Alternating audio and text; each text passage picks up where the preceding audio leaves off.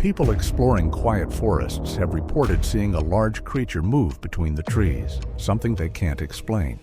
These aren't exaggerated stories, but surprising accounts from people who never expected to encounter Bigfoot. In today's episode, we dig into the real-life Bigfoot sightings that left people sleepless and haunted forever.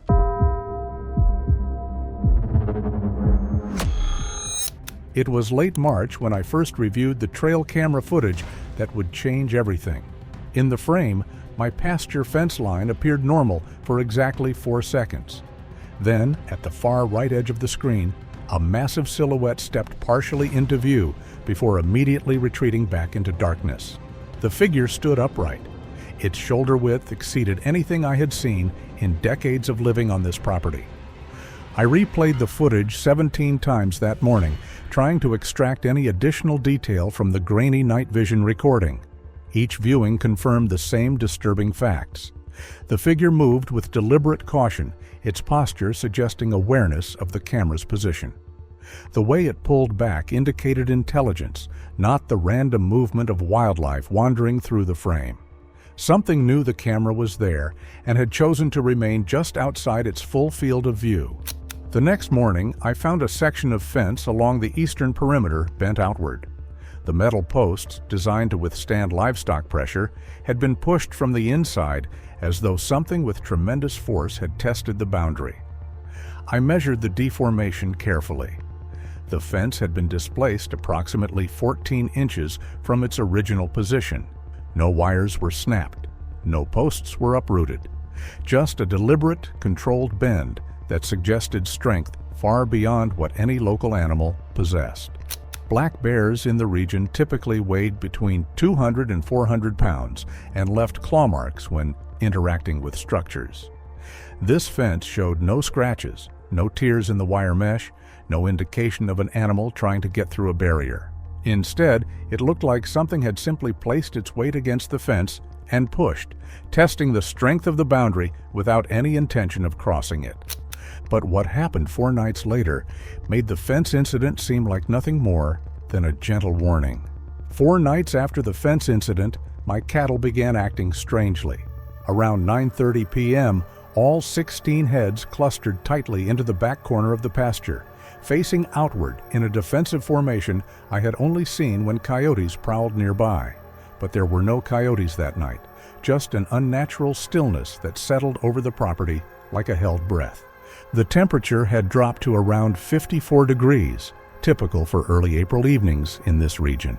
The moon was 3 days past full, providing enough ambient light to see shapes and movement across the open pasture. Yet despite the visibility, I could identify nothing that would explain my cattle's behavior. They stood pressed together, their breath forming small clouds in the cool air, their attention fixed on the tree line to the east. Standing on my porch, I listened. The usual chorus of crickets and distant owl calls had gone silent. In 23 years of living on this property, I had learned to read the night sounds. Silence meant a predator. But predators didn't silence an entire forest. Coyotes, bobcats, even the occasional mountain lion reported in the area, none of them created this kind of absolute quiet. The stillness felt wrong, as though every creature within a half-mile radius had simultaneously decided to stop making noise. Then, from somewhere deep in the tree line, roughly 80 yards away, came the sound of footsteps. Slow, deliberate, spaced about 3 seconds apart. Each step produced a heavy crunch in the underbrush that suggested significant weight. The steps moved parallel to the fence line for nearly 2 minutes before stopping completely. The rhythm never varied. The pattern felt purposeful, like something walking a patrol route, rather than an animal wandering in search of food. I aimed my flashlight toward the sound. The beam cut through darkness, but revealed nothing except swaying branches and empty space between trees. Whatever had been there was either gone or standing perfectly still beyond the light's reach. I swept the beam back and forth along the tree line for nearly 5 minutes, searching for any reflection of eyes, any movement, any confirmation of what my ears had detected. The light showed only trees and shadows. Morning brought the first physical evidence. In a patch of mud near the cattle's water trough, I found a print. The impression measured roughly 17 inches long and nearly 8 inches across at the widest point. 5 distinct toe marks pressed deep into the soil, each toe showing individual definition that ruled out any kind of boot or artificial print. The depth of the impression suggested a weight far exceeding that of any black bear native to the region. I had seen bear prints before. They showed claw marks extending beyond the toe pads. This print showed no claws. The stride length between prints measured close to 5 feet, indicating something that moved on 2 legs with a gait that no 4-legged animal could replicate.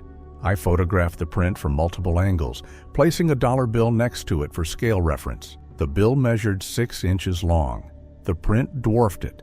I made a plaster cast, mixing the powder carefully and pouring it into the impression with the precision of someone who understood I might need proof of what I was seeing. While the plaster dried, I walked the fence line looking for additional prints or disturbances. I found 3 more impressions in softer soil near the eastern corner post, all showing the same massive size and bipedal stride pattern. Whatever had walked my property the previous night had weight enough to sink nearly 2 inches into packed earth. I thought finding physical proof would give me some sense of control over the situation. I was wrong. What came next proved that whatever was out there wasn't just passing through, it was studying me. The following week brought a new pattern. On 3 consecutive nights, I woke to the sound of footsteps circling my barn. Not random wandering, but a deliberate, measured pace that suggested purposeful movement. The steps always followed the same route, starting at the northwest corner, moving clockwise around the entire structure, then stopping at the exact point where they began. The rhythm never varied. Heavy step, pause, heavy step, pause. The pattern was so consistent it felt rehearsed, as though whatever was out there had walked that same path many times before. On the second night, I timed the intervals with my watch. Each circuit took roughly 4 minutes, disturbingly consistent for something that was supposed to be wildlife. The consistency was unsettling. Animals don't move with that kind of precision. I tried to catch a glimpse from my bedroom window, which offered a partial view of the barn's southern side. But each time I looked out, the footsteps would pause immediately, as though the creature could sense when it was being observed. The moment I stepped back from the window, the walking would resume. After the 3rd attempt, I gave up and simply listened, mapping the creature's route in my mind by tracking the sound of each footfall against the barn's exterior. The footsteps were heavy enough that I could feel faint vibrations through my house's foundation when the creature passed the closest point to my bedroom. Based on the sound and the slight tremor, the creature was extremely heavy, though I had no way to confirm any specific weight. The only certainty was that nothing in the region's natural wildlife catalog matched what I was hearing. On the 4th morning, I found something that elevated my concern from confusion to genuine unease. A metal feed bin lid, which weighed close to 40 pounds, had been lifted off its container and placed upright against the barn wall. Not knocked over, not dragged. Carefully positioned in a standing position that required both strength and deliberate intention. I examined the bin carefully. The lid showed no dents, no scratch marks, no indication it had been pried or forced. It had simply been removed and relocated with care that suggested opposable grip, strength, and problem-solving intelligence. The bin had been stored in the barn, with the lid secured by its own weight and a simple friction fit. Removing it required understanding how the lid worked, not just brute force. Over the next 5 nights, a disturbing pattern emerged. Each morning, I found 3 gates unlatched in the exact same sequence. First, the gate to the chicken coop, then the gate to the equipment shed, then the gate to the back pasture. Never in a different order, never just 1 or 2. Always all 3, always in that specific progression. The latches showed no damage, no scratch marks from claws, no pry marks from tools. They had been lifted cleanly, the way a person would open them, but at times when no person should have been on my property. Whatever was visiting my farm was returning to the same locations night after night, interacting with my property in ways that demonstrated both memory and intention. But then it did something that made all those previous incidents feel like practice runs for what was really coming. On April 19th, while walking the fence line just before sunset, I experienced something that crossed the line from strange to genuinely frightening. As I walked along the tree line bordering my property, every single one of my footsteps was answered by another footstep from within the woods. The mimic matched my rhythm perfectly. When I took 2 quick steps, 2 heavy steps responded. When I stopped, the echo stopped instantly. The evening light was fading quickly, the sun already below the horizon, leaving only the pale glow of twilight filtering through the trees.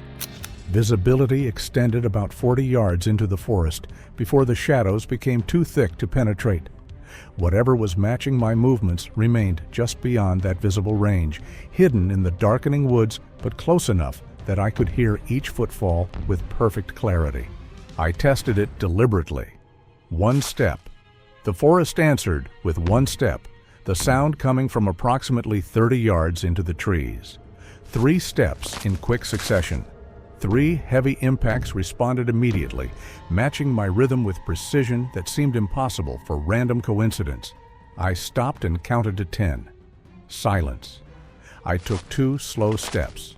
2 slow, heavy steps answered from the same location. I changed my pace, walking in an irregular pattern. 2 quick steps, pause, 1 slow step, pause, 3 quick steps. The mimic matched every variation perfectly, maintaining the same approximate distance while demonstrating an ability to adapt its movement to my changing rhythm. The moment I turned and walked quickly back toward the house, the mimic footsteps stopped completely. Silence returned to the woods. Whatever was out there could move through the tree line without revealing itself, close enough for every step to match mine. The precision didn't feel like wandering, it felt like something paying close attention to me. I invested in additional trail cameras, hoping to finally capture clear footage of whatever was stalking my property. Instead, the cameras seemed to fail at the exact moments something should have triggered them. Footage showed clear recordings of deer, possums, and my own movements during daylight hours. But at night, during the times I heard activity around the barn or near the house, the cameras produced corrupted files at the exact moments the infrared triggers should have activated, leaving blank segments instead of footage. One camera, positioned near the eastern fence line, captured a single frame that made it through uncorrupted. The image showed a blurred shoulder and part of a massive arm reaching past the camera's field of view. The arm appeared covered in dark hair and measured thicker than any human limb. The frame before and after showed nothing but static. Around this same period, my cattle began refusing to graze anywhere near the eastern fence. They would walk to within 20 feet of that boundary and then turn away, choosing to crowd into the western section of the pasture even when fresh grass grew untouched on the eastern side. They were avoiding an area where they sensed danger. I tried to tell myself the worst was over, that maybe the creature was moving on. Then one night it answered me back, and I realized the terror was only beginning. On the night of May 2nd, while standing on my back porch, I heard 2 distinct knocking sounds from deep within the woods. The sounds were sharp and resonant, like wood striking wood with significant force. The knocks came from a location I estimated to be roughly 200 yards into the forest. I had read about tree knocking, about how some researchers believed large primates used the sound to communicate over distance. I had always dismissed such claims as folklore and misidentification, but standing there in the dark, hearing those deliberate impacts echo through the trees, I made a decision that surprised myself. I picked up a thick branch from the woodpile and struck it hard against a fence post. 1 solid knock. Then I waited. The response came within 5 seconds. 3 knocks, rapid succession, from a completely different direction than the original sounds. The new knocks came from somewhere northwest of my position, perhaps 150 yards away. Whatever had answered me had either moved with impossible speed, or there were 2 of them communicating across the darkness. I did not knock again. Some experiments should not be repeated. The morning of May 7th brought one of the most unnerving discoveries of the entire ordeal. I walked out to the pasture to find all 16 cattle arranged in a perfect circle, facing inward, as though they had been deliberately herded into that formation during the night. The circle measured approximately 20 feet in diameter. Each animal stood calm and uninjured, but the positioning was precise in a way that natural animal behavior does not produce.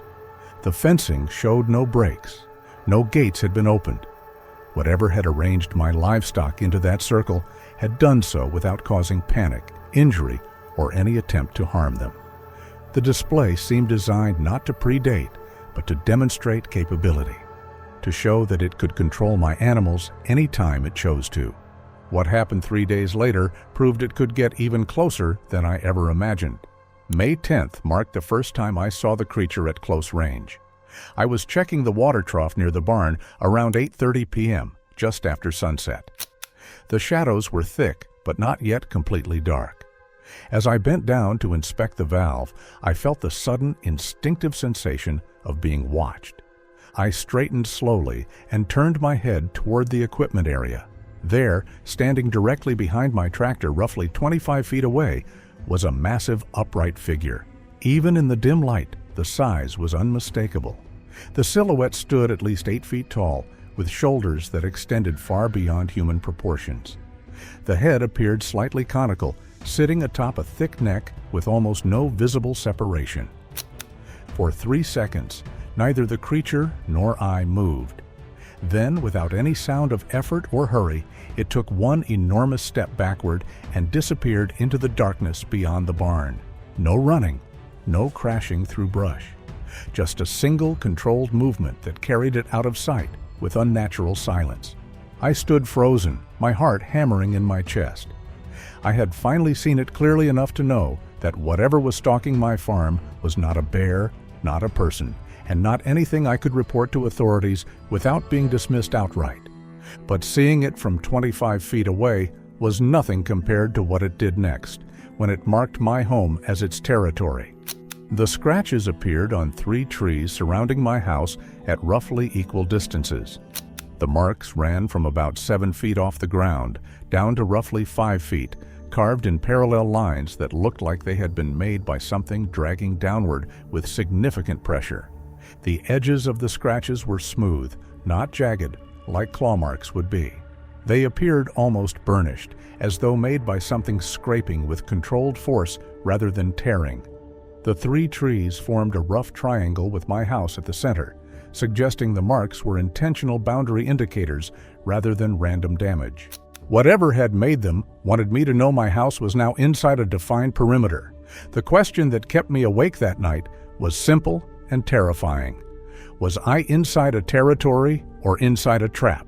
I got my answer 3 nights later when it climbed onto my porch for the first time. At 3:17 a.m. on May 15th, I woke to the sound of my porch boards creaking under extreme weight. My front porch was built from oak planks over solid joists, designed to support furniture and foot traffic without noise. Yet each step produced a deep groan that indicated something far heavier than any person was moving across the wood. The footsteps moved slowly from left to right, pausing every few seconds as though the creature was testing each board before committing its full weight. I could hear breathing through the front door, the same slow, controlled respiration I'd come to recognize. I remained completely still in my bed, barely breathing myself, knowing that the door was unlocked, knowing that only a single wooden barrier separated me from something that could tear that door off its hinges if it chose to. After nearly 2 minutes, the footsteps moved back across the porch and descended the stairs. I heard them fade into the distance, moving toward the barn. I did not sleep for the rest of that night. The porch was terrifying enough. But 2 nights later, it showed me just how much force it could bring to bear if it wanted to. At approximately 1:30 a.m., a violent slam shook the barn so hard that I felt the vibration in my house 40 yards away. My cattle inside erupted into panic, crashing against their stalls and bellowing in terror. I grabbed my flashlight and ran outside, certain I would find a vehicle had crashed into the structure or a tree had fallen against the wall. Instead, I found a deep dent in the barn's exterior metal siding, shaped like a shoulder or torso impression. The dent measured roughly 3 feet wide and extended about 18 inches in height. The metal had buckled inward from a single massive impact. No fallen branches, and nothing that could explain the force required to damage reinforced barn siding that severely. Whatever had hit the wall had done so with enough power to terrify my livestock and leave structural damage that would cost hundreds of dollars to repair. The dent felt like a warning rather than random impact. On May 21st, one of my trail cameras finally captured something that made it through without corruption. The footage showed a single frame of an eye reflecting the camera's infrared light. The eye appeared at a height of approximately 7 feet off the ground, far above where any human eye would be positioned. The reflection showed a reddish-orange color, typical of eyeshine, but the size and placement were wrong for any known animal in the region. The eye blinked once, a slow, deliberate closure and reopening before the feed cut to complete black. The timestamp showed 11:43 p.m. The camera had been positioned facing a trail that led from the woods toward the barn, meaning whatever had triggered it had been approaching the property when the image was captured. I reviewed the frame dozens of times, zooming in on every detail. The eye showed awareness, not the blank stare of a startled animal. It appeared to be looking directly at the camera, as though the creature knew exactly where the device was positioned and had chosen to stare into it before cutting the feed. Then it began circling my house at night, and I realized it was no longer content to just watch from a distance. On May 24th, I discovered footprints that circled my entire house for the first time. The tracks formed a complete loop around the foundation, pressed into soft soil and patches of remaining mud from recent rain. The prints were deeper than previous impressions, indicating the creature had been standing in each location for extended periods, rather than simply walking past. At certain points, the tracks showed where the figure had stood facing the house, positioned directly in line with windows or doors. The spacing between prints grew shorter near the back porch, suggesting slower, more careful movement in that area. The creature was no longer maintaining distance. It was studying the house in detail, testing approaches, and spending more time at closer range during each visit. The pattern showed escalation toward some kind of conclusion that I could sense building like pressure before a storm. Over the next 3 nights, the visits came earlier and lasted longer. Where the creature had previously arrived well after midnight, now it approached the property as early as 9 p.m. The breathing at the windows occurred multiple times each night. The footsteps circled the house repeatedly, rather than just once. I began sleeping with my phone charged and ready, my flashlight within reach, and my bedroom door locked, despite knowing that a lock would provide no real protection against something that could dent metal barn siding with a single impact. On the afternoon of May 27th, while repairing fence line, I heard movement in the woods and caught a glimpse of a massive shape keeping pace with me as I worked, staying just inside the tree line about 50 yards away. It was watching me during daylight now, not just at night. That evening, after sunset, I heard it settle somewhere just outside the barn. The sound was like something large lowering itself to the ground, followed by silence. Not the silence of absence, but the silence of something waiting. Then the storm came, and in the lightning flashes, I finally saw exactly what had been stalking me for 2 months. The power went out at 10:37 p.m. My entire property dropped into complete darkness, except for the occasional flash of lightning from a storm system moving through the area. The outage wasn't unusual for a spring storm, but the timing made it feel intentional, even though there was no proof of anything beyond weather. In those brief bursts of light, I saw it. Standing in my front yard, roughly 30 feet from the porch, was the full silhouette of the creature. The lightning revealed massive head structure that appeared slightly conical, with a pronounced brow ridge that cast deep shadows across where the face would be. The shoulders seemed impossibly broad, extending far beyond human proportions, giving the figure a wedge-shaped upper body that tapered to a narrower waist. The arms hung past where its knees would be, the hands appearing massive even in silhouette. The creature stood completely still, facing the house directly. In that frozen moment of illumination, I could see it was not leaning or crouching. It stood fully upright with perfect posture, its height exceeding 8 feet by what appeared to be several inches. The proportions were wrong for any known animal. The stillness was wrong for any living thing caught in a lightning flash. Most creatures startled by sudden light would flinch or react. This one simply stood, as though it had been waiting in that exact position for me to see it. Another flash of lightning 3 seconds later. It had moved 10 feet closer. No sound of footsteps. No visible motion between the darkness and the light. Just a position shift that occurred between moments of illumination, as though the creature could cross distance during the blackness without disturbing the ground or making any audible approach. I retreated to my bedroom and activated my phone's audio recorder, hands shaking so badly I nearly dropped the device. Through the walls, I heard heavy, slow footsteps approaching the house. Each step produced a deep impact that I felt through the floor, the vibrations traveling up through the foundation and into my bones. The steps were methodical, measured, carrying weight that compressed the earth with each footfall. Then came breathing at my bedroom window, so close I could hear the slight whistle of air moving through whatever served as the creature's nostrils. The recording captured it clearly.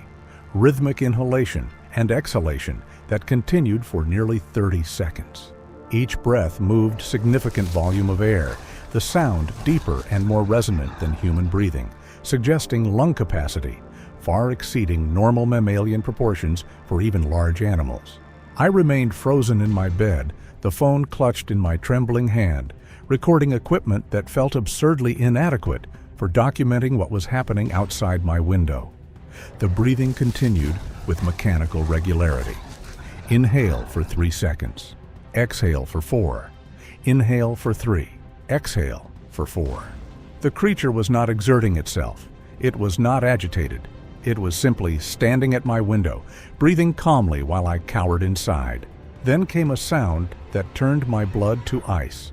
A low vocalization, not quite a growl, but deeper than any human voice could produce, that resonated through the walls like a subsonic vibration. The sound lasted approximately 4 seconds before fading into a final, long exhale. The vocalization felt intentional, directed, as though the creature was announcing its presence in a way that required acknowledgement. The recording captured everything: the breathing, the vocalization, the exhale, and then the sound of footsteps moving away from the house. I listened until I could no longer hear anything except my own breathing and the sound of rain beginning to fall. When the sun came up, I made a decision. I walked into those woods following the trail where I'd seen the creature disappear. I don't know what I hoped to find. Answers, maybe. Proof that would make someone believe me. Or maybe I just needed to face whatever was out there on my own terms instead of waiting for it to come back to my window one more time. I followed tracks that led deeper into the forest, past the creek bed where the ground turned soft and muddy. The prints were fresh, enormous, pressed deep into the earth. I kept walking, following them further than I should have, until I reached a clearing I'd never seen before, despite living on this land for over 2 decades. That's when I heard the footsteps behind me, heavy, deliberate, the same rhythm I'd come to know over the past 2 months. I turned around, and there it stood at the edge of the clearing, fully visible in the morning light for the first time. It was bigger than I'd even imagined. The face showed intelligence in the eyes, something that looked almost human, but fundamentally wasn't. We stared at each other for what felt like an eternity, but was probably only seconds. Then it took a step toward me. I don't remember what happened after that.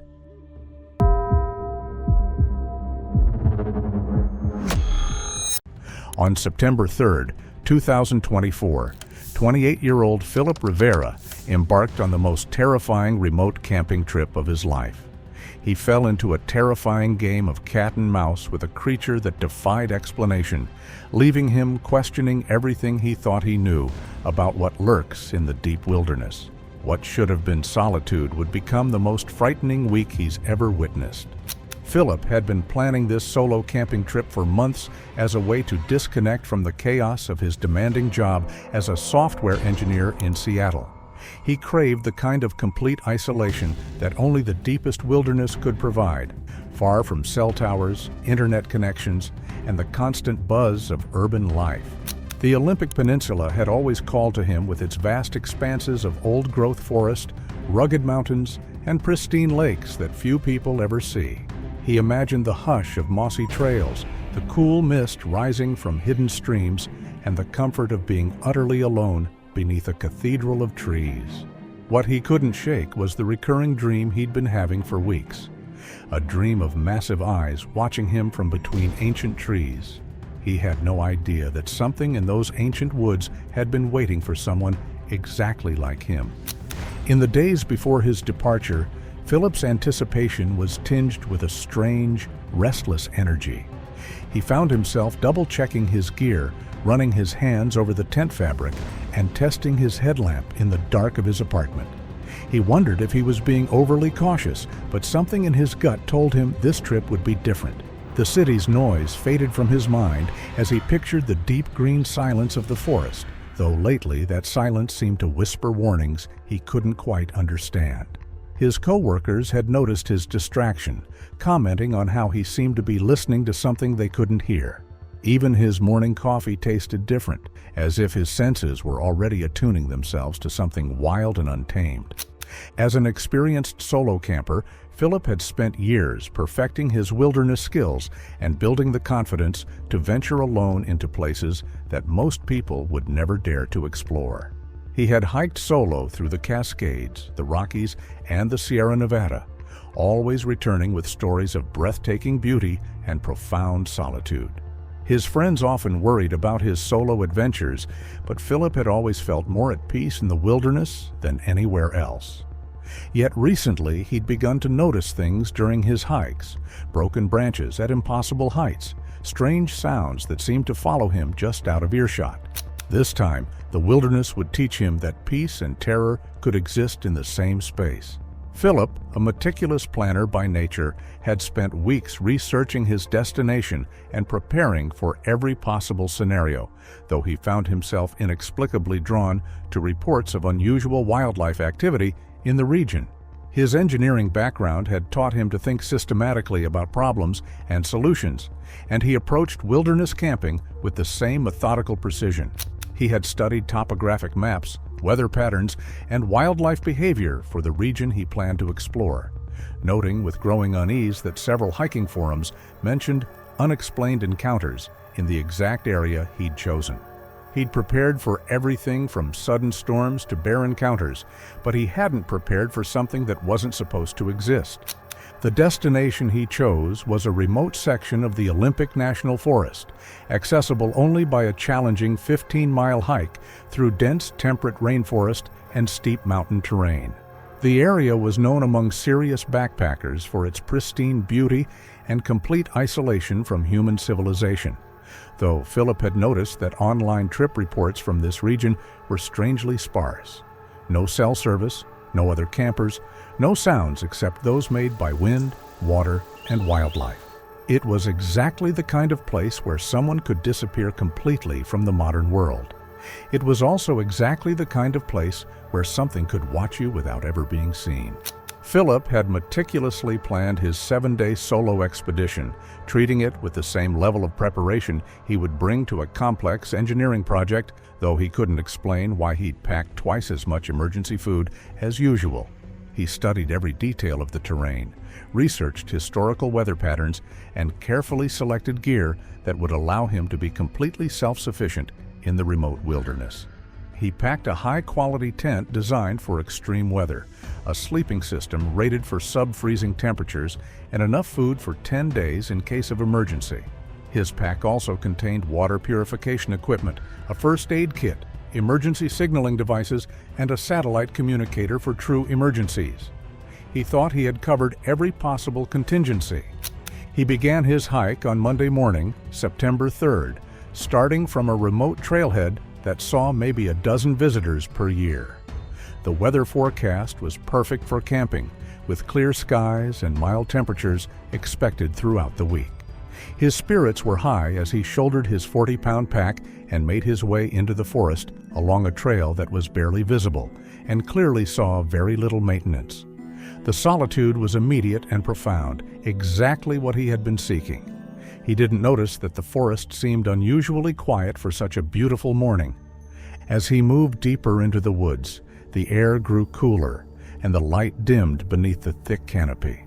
The silence was so complete that he could hear his own heartbeat, and the crunch of his boots on the mossy ground seemed almost intrusive.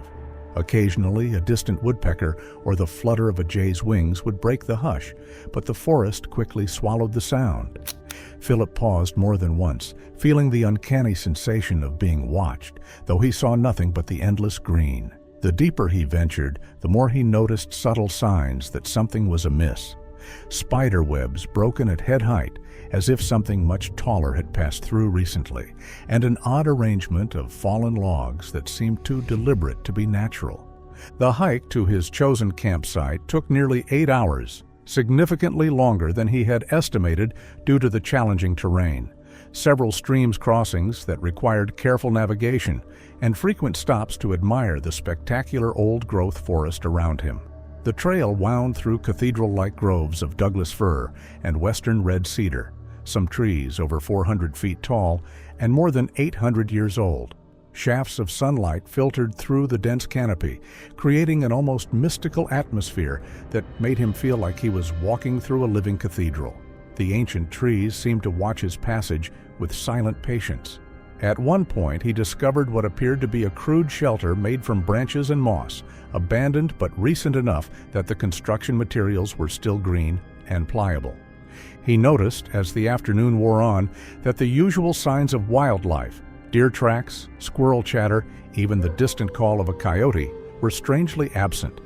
The forest felt suspended, as if holding its breath. Once he thought he heard a branch snap far off the trail, but when he stopped to listen, there was only the wind. He shook off the unease, blaming his nerves and the isolation. Yet he couldn't ignore the feeling that he was walking through territory that belonged to something else, something that preferred to remain unseen but was very much aware of his presence. The location he had selected was a small natural clearing beside a pristine alpine lake, surrounded by towering evergreens and offering stunning views of the surrounding peaks.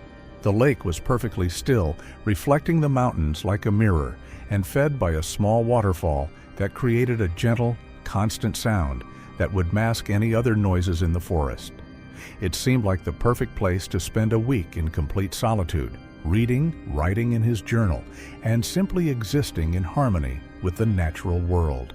The clearing felt like a secret room that nature had prepared just for him. Philip set up his camp with the methodical precision that had served him well in previous solo adventures.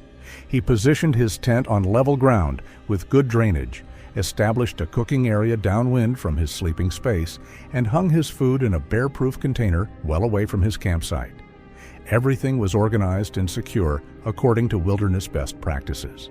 As evening approached, he felt the deep satisfaction that came from being completely self-sufficient in a beautiful wild place. He had no way of knowing that his every movement was being observed from the tree line. The first night began quietly, with Philip falling asleep to the gentle sound of the waterfall and the occasional call of an owl echoing through the forest. He slept deeply, exhausted from the long hike and lulled by the profound quiet of the wilderness. When he woke on Tuesday morning, something felt different about his campsite, though it took him several minutes to identify exactly what had changed. His tent was secure and his gear appeared undisturbed at first glance, but his water bottles had been moved slightly from where he'd left them. The morning light filtering through the trees created the same magical atmosphere he had fallen in love with the day before. Most disturbing of all, his boots, which he'd left outside his tent, had been moved several feet away and positioned as if someone had been examining them. The footprints in the soft earth around his tent were unmistakably not his own. They were massive, easily twice the length of his size 10 hiking boots, with clear impressions of 5 toes and what appeared to be claw marks extending beyond each digit. The prints formed a rough circle around his campsite, as if something had walked around his tent multiple times during the night while he slept. The depth of the impressions suggested something incredibly heavy, far larger than any known animal in the region. Philip stared at the tracks for several minutes, his engineering mind trying to process what he was seeing and find a rational explanation. His first instinct was to assume the prints had been made by a bear, but the shape was all wrong. Bears left distinctive paw prints with claw marks, but these looked almost human in their basic structure, just impossibly large. The stride length between prints suggested something that walked upright on two legs, but the size indicated a creature that would have to be at least 8 feet tall. Philip had studied wildlife extensively in preparation for his solo camping adventures, and he knew of no animal that could have made these tracks. The rational part of his mind searched for explanations, while a deeper, more primitive part began to feel the first stirrings of genuine fear. He spent the morning examining the tracks more carefully, taking photographs and measurements with the methodical approach that his engineering background had taught him. The prints were fresh, made sometime during the night while he slept peacefully just a few feet away. The thought that something so large had been circling his tent while he was vulnerable and unaware sent a chill down his spine that had nothing to do with the cool mountain air. He tried to convince himself that there was a rational explanation, but the evidence of his own eyes was difficult to dismiss. Using his phone's measuring app, he documented that the prints were exactly 18 inches long and 7 inches wide, with a stride length of nearly 4 feet, measurements that defied classification in any wildlife manual he'd ever studied. Tuesday passed quietly, with Philip trying to focus on the activities he had planned for his retreat.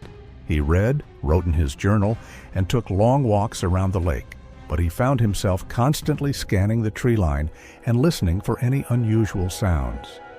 The forest seemed different now, less welcoming and more watchful. Every shadow could hide something massive.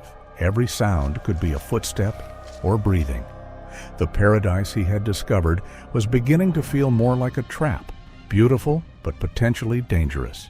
He tried to distract himself by fishing at the lake's edge, but the water's surface, once a mirror, now seemed to ripple with secrets. At one point, he thought he saw a dark shape move between the trees on the far shore, but when he blinked, it was gone. The air felt heavier, as if the forest itself was pressing in. He found himself glancing over his shoulder, heart pounding at the smallest sound, a pine cone falling, a distant splash, the wind shifting through the branches. During his afternoon walk, he discovered more evidence of something unusual. Trees with bark stripped away at heights no bear could reach, and what appeared to be a crude bed made from pine boughs hidden in a dense thicket. As evening approached, Philip found himself dreading the coming darkness. He had always loved the peace of wilderness nights, but now the thought of being alone and vulnerable in his tent filled him with anxiety. He built a larger campfire than usual, partly for warmth, but mostly for the psychological comfort of light and the illusion of safety it provided. The flames danced and flickered, creating moving shadows that seemed to take on ominous shapes in his peripheral vision. Every snap of burning wood made him jump. The second night was when the real terror began. Philip lay in his sleeping bag, every sense hyper-alert, listening to the sounds of the forest with an intensity he had never experienced before. Around midnight, he heard something that made his blood run cold. Heavy footsteps were moving around his campsite, slow and deliberate, circling his tent, just as the tracks had indicated something had done the night before. The footsteps were too heavy and too widely spaced to be human, but they had a rhythm and purpose that suggested intelligence rather than random animal movement. Philip lay perfectly still, barely breathing, as the footsteps continued their circuit around his tent. Whatever was out there seemed to be taking its time, pausing occasionally as if examining his campsite, or perhaps listening for sounds from inside the tent. The footsteps were accompanied by other sounds that were even more disturbing. Heavy breathing, the occasional snap of a branch, and what sounded almost like sniffing, as if the creature was trying to catch his scent. The sounds continued for what felt like hours, but was probably only 20 or 30 minutes before gradually fading back into the forest. When morning came, Philip found fresh tracks around his tent, even larger and more clearly defined than those from the first night. This time, the creature had approached much closer to his tent, with some prints just inches from the thin nylon walls that had been his only protection. The thought that something so massive had been so close, while he lay helpless in his sleeping bag, was almost overwhelming. He also noticed that some of his gear had been moved or examined, though nothing was missing or damaged. Wednesday brought a new level of psychological pressure as Philip realized that whatever was stalking him was becoming bolder. The creature was no longer content to observe from a distance. It was actively investigating his presence and testing his defenses. He began to feel like prey being studied by a predator that was in no hurry to make its move. The beautiful wilderness that had promised peace and solitude had become a prison where he was trapped with something that defied rational explanation. During the day, Philip began to notice other signs of the creature's presence. Branches were broken at heights that would require something 8 or 9 feet tall to reach. Large rocks had been moved or stacked in ways that suggested incredible strength. Most disturbing of all, he occasionally caught glimpses of movement in his peripheral vision, dark shapes that seemed to melt back into the forest whenever he turned to look directly at them. He was being watched constantly, studied by something with intelligence and patience that was deeply unsettling. He tried to write in his journal, but his hand shook as he described the tracks and the sense of being watched. He wondered if he should leave, but the thought of hiking out alone, with whatever was out there possibly following him, was just as terrifying. The forest, once a sanctuary, now felt like a labyrinth with no exit. He wondered if he would ever feel safe in the woods again. The third night brought the most terrifying encounter yet. Philip had barely fallen asleep when he was awakened by a sound that made his heart race with primal fear. Something was breathing heavily just outside his tent, so close that he could hear every inhalation and exhalation through the thin fabric walls. The breathing was deep and rhythmic, coming from something with massive lung capacity. Occasionally, the breathing was interrupted by what sounded like sniffing or soft vocalizations, almost like a person trying to communicate but lacking the vocal apparatus for human speech. Philip lay frozen in terror as the breathing continued for what seemed like an eternity. He could sense the presence of something enormous just inches away from him, separated only by the fragile barrier of his tent. The creature seemed to be examining his shelter, perhaps trying to understand what he was or what he was doing in its territory. At one point, he felt the tent wall move slightly, as if something had gently touched or pressed against it. The contact was brief but unmistakable, and it took every ounce of his willpower not to scream. Thursday morning revealed the most disturbing evidence yet. The creature had not only circled his tent, but had apparently spent considerable time examining his campsite. His cooking area had been investigated, with pots and utensils moved, but not damaged. His water bottles had been picked up and set down in different positions. Most unsettling of all, his journal, which he had left on a log near the fire ring, had been moved to a different location and appeared to have been opened and examined. The idea that the creature was curious about his belongings and perhaps trying to understand his purpose was both fascinating and terrifying. By Thursday afternoon, Philip was seriously considering cutting his trip short and hiking out to safety. The constant stress of being watched and stalked was taking a severe psychological toll, and he was beginning to question his ability to handle several more days of this psychological warfare. But something kept him from leaving. Perhaps it was professional curiosity, or maybe a stubborn refusal to be driven away from a place he had worked so hard to reach.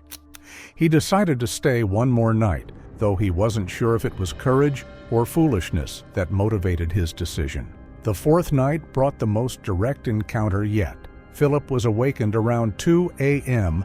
by a sound that was unmistakably vocal communication. Something was making low, rumbling sounds that had the cadence and inflection of speech, but were unlike any human language he had ever heard.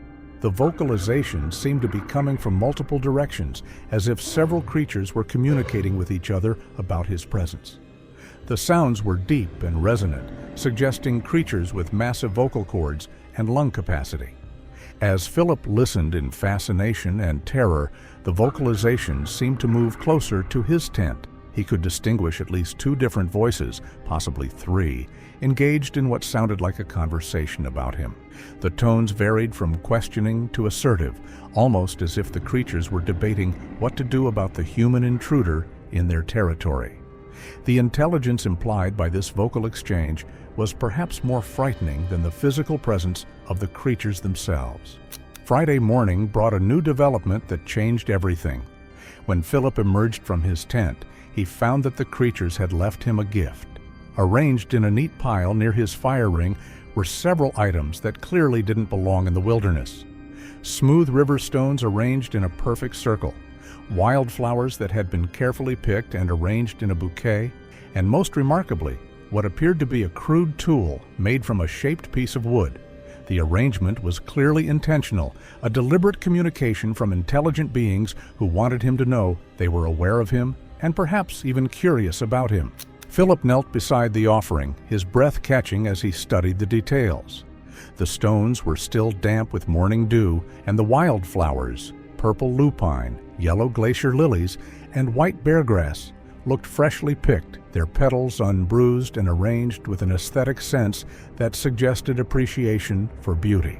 The carved stick was smooth in his hands, its surface worn by something with both strength and dexterity, and showed clear evidence of deliberate shaping that could only have been done by intelligent hands. He felt a strange sense of awe, mingled with fear, as he realized he might be witnessing the first peaceful overture from a species that science insisted didn't exist. The gift changed Philip's entire perspective on his situation. These weren't mindless predators stalking prey. They were intelligent beings who were as curious about him as he was terrified of them. The realization that he was engaged in some form of first contact with an unknown species was both thrilling and overwhelming. His fear began to mix with scientific fascination as he considered the implications of what he was experiencing. He was possibly the first human to have sustained peaceful contact with creatures that science insisted didn't exist. That day, Philip moved through his routines with a new sense of purpose. He left a small offering of his own, a handful of dried fruit and a shiny metal spoon, beside the fire ring, unsure if it would be understood, but hoping it would be interpreted as a gesture of peaceful intent. He spent hours by the lake, sketching the patterns of the stones and flowers, trying to capture not just their physical appearance, but the profound significance of this moment in human history. Friday night was different from the previous encounters. The creatures still visited his campsite, but their behavior seemed less threatening and more openly curious. Philip could hear them moving around his tent, but the sounds were gentler, more exploratory than menacing. At one point, he heard what sounded like multiple creatures examining the gift they had left him, perhaps checking to see if he had noticed or appreciated their offering. The psychological dynamic had shifted from predator and prey to something more like cautious mutual observation. Saturday brought the most remarkable encounter of all.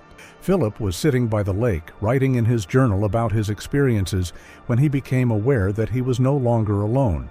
Without making any sudden movements, he slowly looked up to see a massive figure standing at the edge of the clearing, partially concealed by the trees, but clearly visible. The creature was even larger than he had imagined, easily 8.5 feet tall, covered in dark brown hair, and built with incredible muscular mass. But what struck him most was the intelligence in its eyes as it watched him with obvious curiosity. The standoff lasted for several minutes, with Philip and the creature observing each other across the clearing. The being showed no signs of aggression, but its posture conveyed a sense of caution and readiness to disappear back into the forest at the first sign of threat. Philip could see that it was studying him just as intently as he was studying it, perhaps trying to understand what kind of creature he was and what his intentions might be. The moment felt like a bridge between two different worlds, two different forms of intelligence meeting for the first time. Eventually, the creature seemed to reach some kind of decision. It took a single step forward, still maintaining a safe distance, but clearly making a gesture of communication. Then, as silently as it had appeared, it melted back into the forest, leaving Philip alone with the knowledge that he had just experienced something that would change his understanding of the world forever. The encounter had lasted only a few minutes, but it felt like the culmination of everything that had been building throughout the week. Saturday night was peaceful for the first time since his arrival. The creatures still visited his campsite, but their presence felt protective rather than threatening. Philip slept better than he had all week, somehow sensing that he had passed some kind of test and was no longer viewed as a threat or intruder. The sounds in the forest seemed different, more welcoming, as if he had been accepted into a community he never knew existed. Sunday morning brought the end of his planned retreat, but Philip found himself reluctant to leave. The terror of the first few days had transformed into something approaching wonder as he realized he had been privileged to witness something that few humans had ever experienced. As he packed his gear and prepared for the long hike back to civilization, he found another gift waiting for him. A perfectly carved piece of wood that could only have been shaped by intelligent hands, left beside his tent as a farewell present. The hike back to the trailhead felt like a journey between two different worlds. With each step away from the remote lake, Philip felt himself returning to a reality where creatures like the ones he had encountered simply didn't exist. But the evidence was undeniable. The photographs of the tracks, the carved wooden gift, and most importantly, his own memories of looking into the eyes of something that challenged everything science thought it knew about the natural world. Philip's return to Seattle was complicated by the knowledge that he carried. How do you explain to friends and colleagues that you spent a week being stalked by creatures that aren't supposed to exist? How do you describe the terror of being watched by something massive and unknown, followed by the wonder of realizing you were engaged in first contact with an intelligent species? He found himself changed by the experience, carrying a secret that was both burden and privilege. The wooden carving sits on Philip's desk as he writes this account, a tangible reminder that the wilderness still holds mysteries that defy our understanding. He has returned to the Olympic Peninsula twice since his initial encounter, but the creatures have remained hidden, perhaps having satisfied their curiosity about the strange human visitor who spent a week in their territory. The forest keeps its secrets, but Philip knows they're out there, watching and waiting in the deep places where few humans dare to venture. What makes Philip's story particularly compelling is not just the evidence he collected, but the transformation he underwent from terror to understanding. His week in the wilderness taught him that the line between fear and wonder is often thinner than we imagine, and that some of the most profound experiences come from stepping outside our comfort zones and into the unknown. The creatures that stalked him for days ultimately gave him a gift more valuable than the wooden carving: the knowledge that our world still holds mysteries waiting to be discovered by those brave enough to venture into the wild places where anything is possible.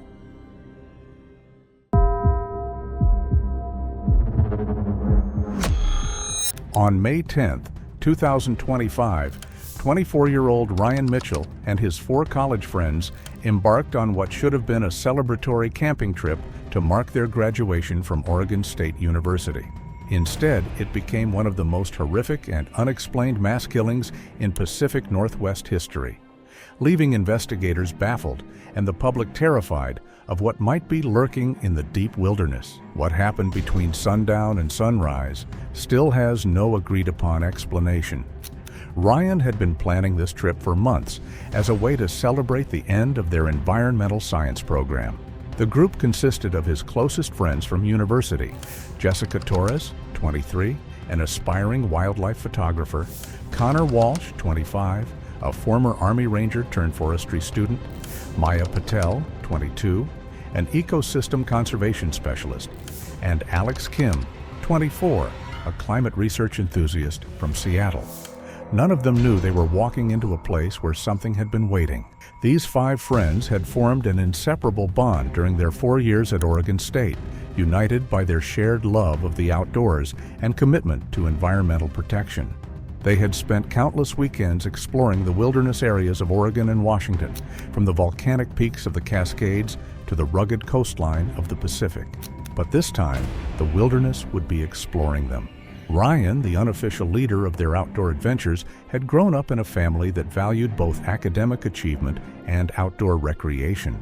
His parents had instilled in him a deep appreciation for the natural world and the importance of scientific research in understanding and protecting ecosystems.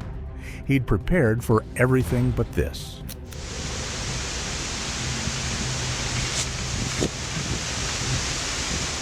Jessica Torres had discovered her passion for wildlife photography during her freshman year.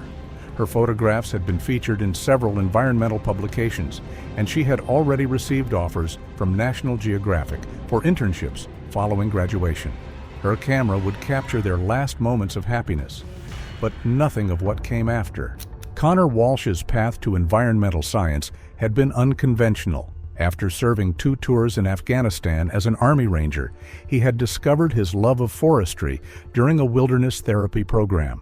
His military experience had made him the natural safety officer for their group. Even his combat training wouldn't be enough. Maya Patel had been passionate about environmental conservation since childhood, growing up in a family deeply involved in environmental activism in Portland. Her thesis research on climate change impacts on old-growth forests had earned recognition from her professors.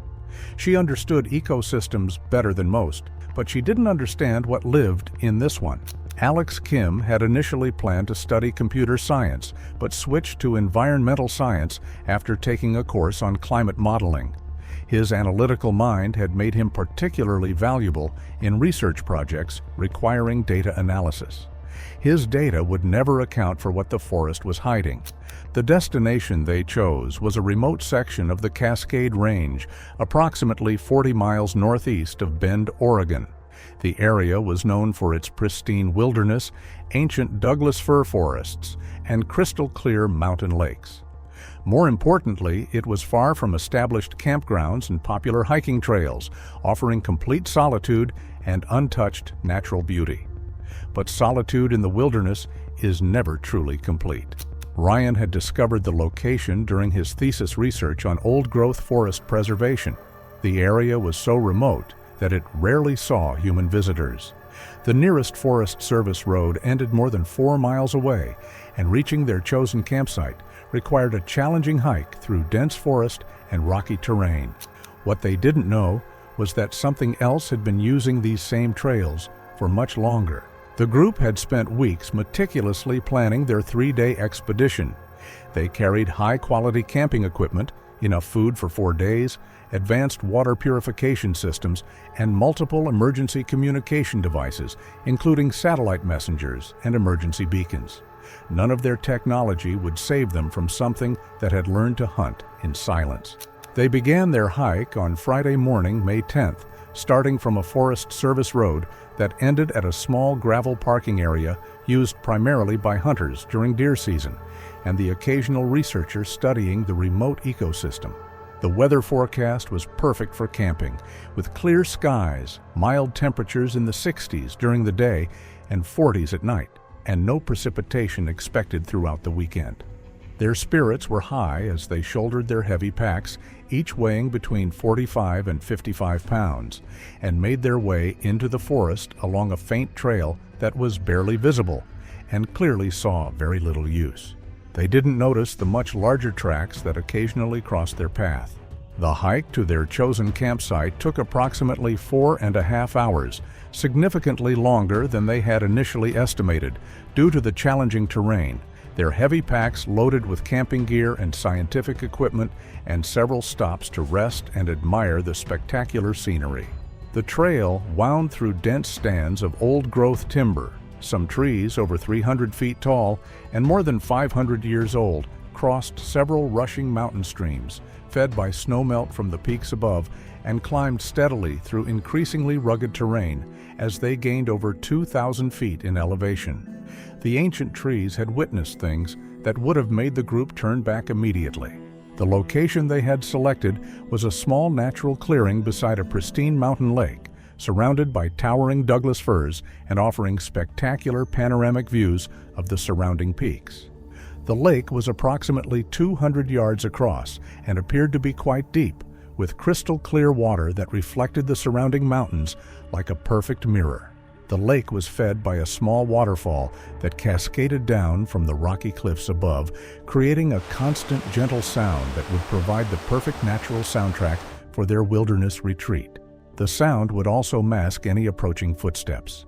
It seemed like paradise as they set up their tents in a rough circle around a central area where they could cook and socialize.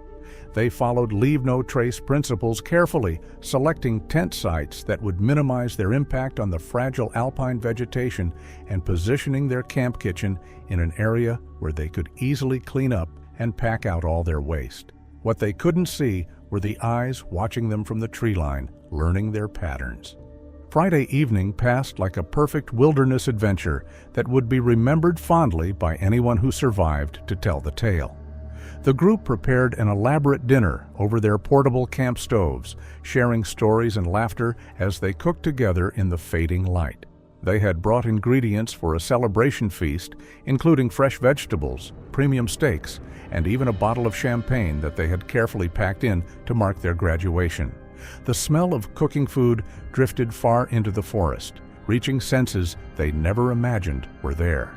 They built a small campfire using deadfall wood they had gathered from the surrounding forest, following leave-no-trace principles to minimize their impact on the pristine environment. The fire provided warmth and a focal point for their evening activities, and they spent hours sitting around it, sharing stories from their college years, discussing their hopes and dreams for the future, and simply enjoying the profound peace and beauty of their remote wilderness setting. The firelight made them visible from a great distance, but it also made everything beyond its glow invisible to them.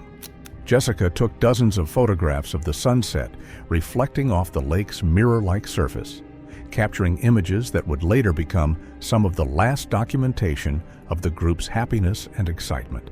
The photographs showed 5 young people at the peak of their lives, celebrating their achievements and looking forward to bright futures filled with meaningful work and continued adventures in the natural world they loved so much. In several of the photos, if you looked carefully at the tree line, there were shadows that didn't quite match the trees. As darkness fell across the mountain wilderness, they followed proper wilderness camping protocols that Connor had drilled into them during their college adventures. All food was stored in bear-proof containers and hung from a tree branch well away from their sleeping area, following established guidelines to prevent attracting wildlife to their campsite. The campfire was completely extinguished with water and dirt, and they secured their campsite against potential encounters with bears, mountain lions, or other large predators known to inhabit the region. But their precautions were designed for animals that followed predictable patterns. The group retired to their tents around 10:30, with Ryan and Alex sharing a large 2-person tent, while Jessica, Maya, and Connor each had their own individual shelters. They had positioned the tents in a defensive circle around their central camping area, close enough for safety and communication, but far enough apart to provide some privacy and reduce noise between the shelters. The night was calm and peaceful, with only the gentle sounds of the waterfall, the lake lapping against the rocky shore, and the occasional call of a night bird or rustle of small animals moving through the forest. None of them heard the much larger sounds that had stopped just beyond the edge of their hearing. What happened during the early morning hours of May 11th would haunt investigators, search and rescue personnel, and the families of the victims for years to come. The attack occurred sometime between 2 and 4 a.m., based on later forensic analysis of the crime scene, and was swift, brutal, and completely silent. None of the campers had time to scream, call for help, activate their emergency beacons, or even emerge from their sleeping bags to defend themselves against their attacker. The precision and speed suggested something far beyond ordinary predatory behavior. The creature had apparently observed the campsite for some time before attacking, learning the layout of the tents and the sleeping patterns of the occupants. It had then moved through the campsite with surgical precision, killing each victim quickly and efficiently before moving on to the next tent. How long had it been watching them? The first indication that something was wrong came when the group failed to check in with their designated emergency contact as planned on Saturday evening. Ryan had arranged to call his girlfriend, Amanda Foster, every evening of the trip. When no call came by 9 p.m., Amanda initially assumed they were having equipment problems or had lost track of time enjoying their wilderness experience. She had no way of knowing that by then they had already been dead for 18 hours. By Sunday morning, when there was still no contact despite multiple attempts to reach them through various communication channels, Amanda became genuinely concerned. She knew Ryan was extremely responsible about safety protocols and would never fail to check in without good reason. She immediately contacted the Deschutes County Sheriff's Office to report the overdue party, providing them with detailed information about the group's planned route, campsite location, expected return date, and the emergency equipment they were carrying. What she couldn't tell them was that all their emergency equipment had been deliberately disabled. The initial search began Sunday afternoon with a helicopter flyover of the area, using the GPS coordinates that Ryan had provided before their departure. From the air, searchers could see the group's brightly colored tents still standing in the clearing beside the mountain lake, which initially seemed like a positive sign suggesting the campers were still at their planned location. However, when the helicopter crew attempted radio contact with the campers using emergency frequencies, there was no response despite multiple attempts. The helicopter crew noted several disturbing details during their aerial reconnaissance that immediately raised red flags about the situation below. There was no movement around the campsite, despite the noise of the aircraft overhead. No signs of normal camping activity, such as people moving between tents or cooking areas. And no response to their attempts to signal the campers using the helicopter's loudspeaker and searchlight. The scene looked peaceful from above, but something about the stillness felt wrong. A ground search team was dispatched immediately, consisting of experienced search and rescue volunteers, sheriff's deputies, a forensic specialist, and a wildlife expert. The team reached the campsite just before sunset on Sunday evening after a grueling 4-hour hike through increasingly difficult terrain that tested even their considerable wilderness experience. As they approached the clearing, the silence was the first thing they noticed. No birds, no insects, nothing. What they found there would traumatize even the most experienced first responders and become one of the most disturbing crime scenes in Pacific Northwest history. All 5 tents were still standing and appeared completely undisturbed from a distance, with no obvious signs of struggle or damage visible from the perimeter of the campsite. However, as the search team approached more closely, they began to notice disturbing details that made their blood run cold. Dark stains were visible on the tent fabric, and an overwhelming smell of blood hung in the air, so strong that several team members became physically ill. The scene inside the tents was beyond anything the experienced search and rescue personnel had encountered in years of wilderness operations. Each victim had been killed while sleeping, apparently without warning or any opportunity to defend themselves or escape from their shelters. The injuries were massive and appeared to have been inflicted by something with incredible strength and razor-sharp claws capable of tearing through both tent fabric and human bodies with terrifying ease. But what could kill 5 people without waking any of them? Ryan Mitchell was found in his sleeping bag, his body bearing wounds that indicated he had been struck by something with enormous force and surgical precision. The damage was so severe that initial investigators struggled to understand what kind of weapon or animal could have caused such devastating injuries. His tent mate, Alex Kim, showed similar wounds, and both appeared to have died instantly without any sign of struggle or attempt to escape their shelter. The silence of their deaths was perhaps the most disturbing aspect of all. Jessica Torres, the wildlife photographer, was discovered with her expensive camera equipment scattered around her tent, some of it damaged by what appeared to be massive claws. Investigators later found that her camera's memory card contained dozens of beautiful photographs from the previous day documenting their hike and campsite, but nothing from the night of the attack. Her injuries were consistent with those found on the other victims, suggesting the same perpetrator was responsible for all 5 deaths. The deliberate destruction of her camera equipment suggested intelligence and planning. Maya Patel and Connor Walsh, despite Connor's extensive military training and combat experience, had suffered the same fate as their friends. The speed and efficiency of the attack suggested that even Connor's Army Ranger training and survival skills had been completely useless against whatever had invaded their campsite during the night. Connor's tent showed evidence that he had at least partially awakened during the attack, as his sleeping bag was partially unzipped and his hand was near his knife, but he had not had time to defend himself or alert the others. The crime scene presented numerous puzzles that would confound investigators for months and challenge everything they thought they knew about wilderness predators. Despite the massive trauma inflicted on the victims, there was relatively little blood outside the tents themselves, suggesting that whatever had killed the campers had done so with surgical precision, avoiding the kind of widespread carnage that might be expected from such a violent attack.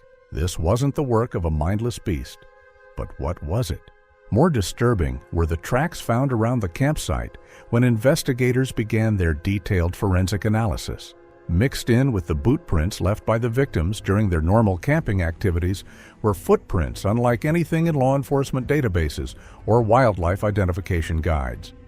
The prints measured approximately 18 inches in length and 10 inches in width, with clear impressions of 5 toes and what appeared to be claw marks extending beyond the toe impressions. The depth and spacing of the mysterious tracks indicated something that walked upright on 2 legs but was much larger and heavier than any human being. The stride length suggested a creature at least 8 feet tall with a weight that forensic experts estimated at over 500 pounds based on the depth of the impressions in the soft forest soil. The tracks formed a clear pattern around the campsite, suggesting that the creature had circled the area multiple times before attacking, possibly observing the sleeping campers and planning its approach. Dr. Patricia Williams, the forensic pathologist who examined the victims, had never encountered injuries like those found on the 5 campers, despite decades of experience with animal attacks, homicides, and wilderness accidents. The wounds showed characteristics that didn't match any known animal attack patterns in the scientific literature. The claw marks were too large and too precisely placed to have been made by bears, mountain lions, or any other predator native to the Oregon wilderness. The precision suggested something with human-like intelligence, but far greater physical power. The investigation expanded rapidly as news of the bizarre killings spread throughout law enforcement circles and attracted attention from federal agencies. The FBI's Behavioral Analysis Unit was called in to create a psychological profile of the perpetrator, while wildlife experts from across the Pacific Northwest were consulted about possible animal explanations for the attack. Traditional profiling methods seemed inadequate for something that might not be human. Dr. Michael Harrison, a leading expert on large predator behavior from the University of Washington, examined the crime scene evidence and concluded that no known animal could have been responsible for the killings. The precision of the attacks, the complete lack of feeding behavior that would be expected from a predatory animal, and the apparent intelligence shown in approaching multiple tents without alerting any of the victims all pointed to something outside the normal range of wildlife behavior. His final report raised more questions than it answered. The case took an even stranger turn when investigators discovered that the area where the attack occurred had a long and disturbing history of unexplained incidents.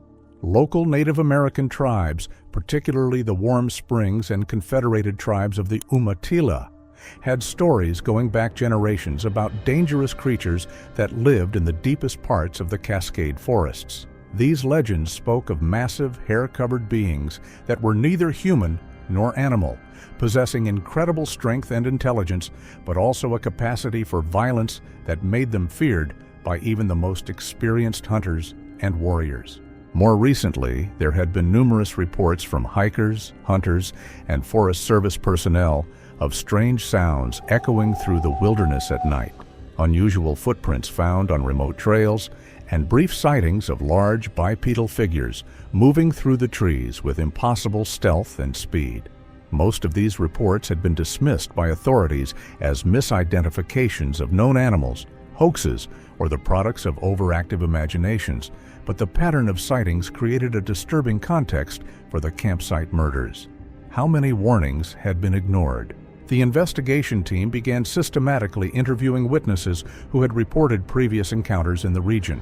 Tom Bradley, a local hunting guide with 30 years of experience in the Cascade forests, described a disturbing incident from the previous fall when he had discovered a deer carcass that had been torn apart in a manner remarkably similar to the injuries found on the camping victims. Bradley explained that the deer had been killed with what appeared to be massive claws, but unlike typical predator kills where the animal would be consumed, there was no evidence of feeding.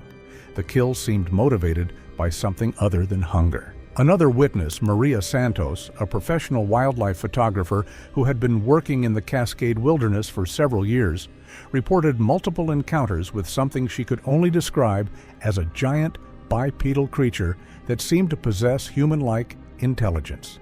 She had managed to capture several blurry photographs of a large, dark figure moving through the trees, but the images were too unclear and distant to provide definitive proof of what she had seen. Her most disturbing observation was that the creature seemed to understand when it was being photographed. The forensic analysis of the campsite continued for weeks, with experts from multiple disciplines contributing to the investigation. Soil samples from around the tents revealed traces of an unknown organic compound that didn't match any substance in scientific databases, suggesting the presence of an unidentified biological entity. Hair samples found caught on tree branches near the campsite contained DNA that was similar to human genetic material, but with significant differences that suggested an unknown primate species. The DNA was human, but not.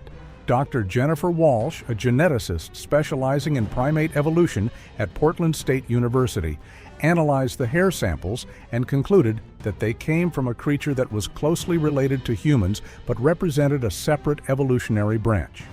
The genetic markers suggested a species that had diverged from the human lineage much more recently than any known primate, possibly within the last few 100,000 years, rather than millions of years ago, as with other great apes. Her findings challenged everything science thought it knew about human evolution, but they also raised a terrifying question: what else was sharing the continent with us? The implications of this genetic evidence were staggering and challenged fundamental assumptions about human evolution and the biodiversity of North American ecosystems. If accurate, it suggested that the Pacific Northwest was home to a population of unknown hominids that had somehow remained hidden from scientific discovery despite centuries of exploration and settlement. The evidence pointed to creatures that had evolved alongside humans but had chosen to remain hidden in the deepest wilderness areas. As news of the investigation inevitably leaked to the media, despite efforts to maintain secrecy, public interest in the case exploded into a national phenomenon.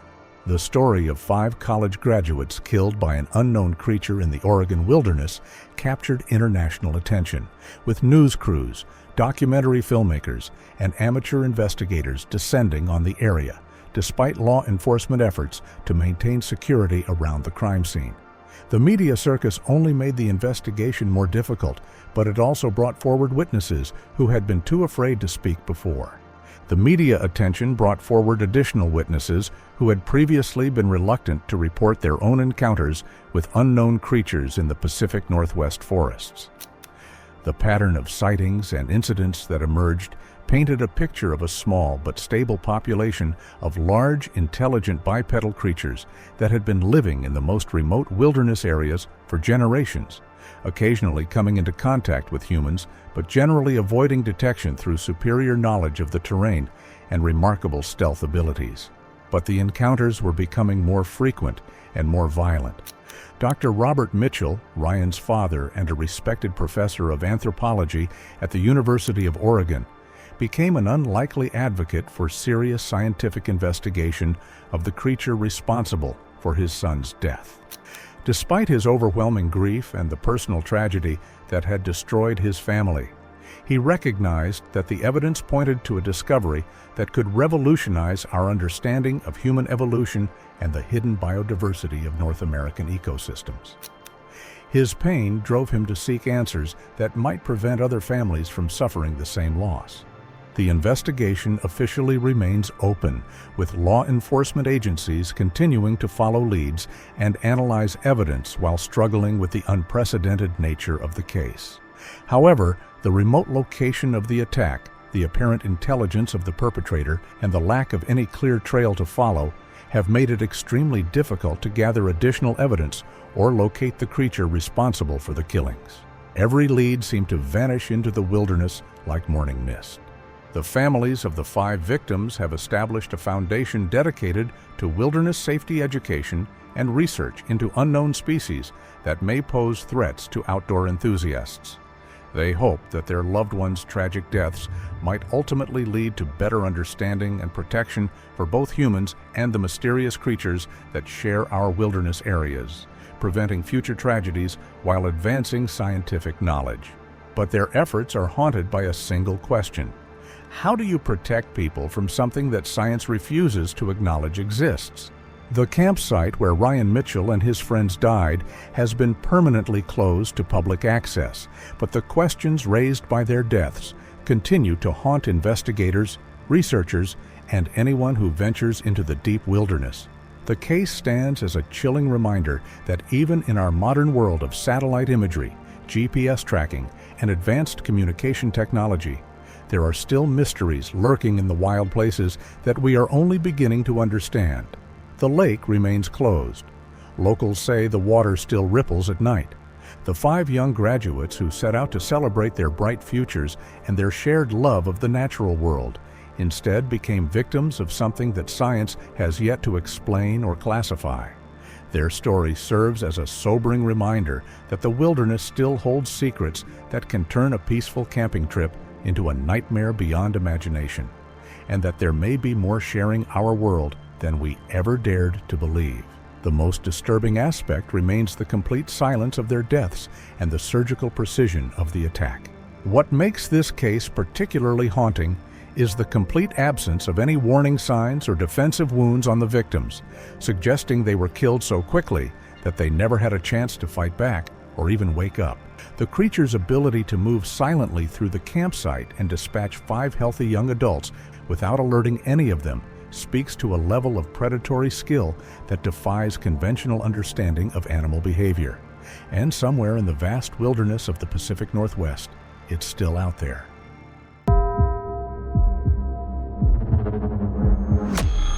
On October 9th, 2016, a fisherman fled the waters in terror, leaving behind torn-apart gear and footprints too massive to belong to any human. The physical evidence left behind was so disturbing that even investigators struggled to explain what his rod had hooked.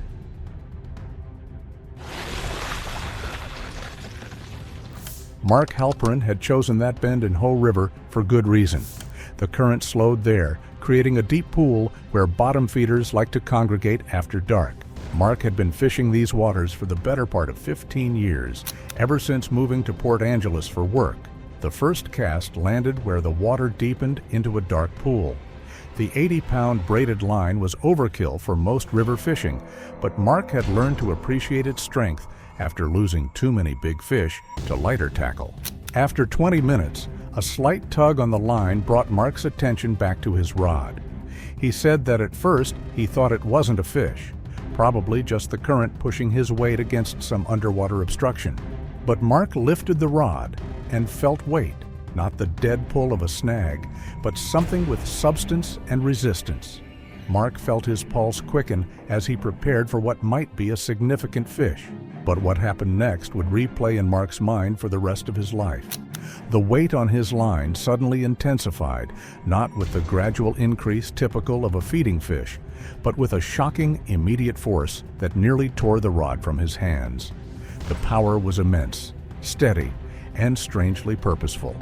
Not the erratic runs and jumps typical of a hooked salmon, but something that seemed to be testing the limits of his equipment with deliberate intent. Mark braced his feet against the rocky shore and leaned back, trying to gain some leverage against whatever was on the other end of his line.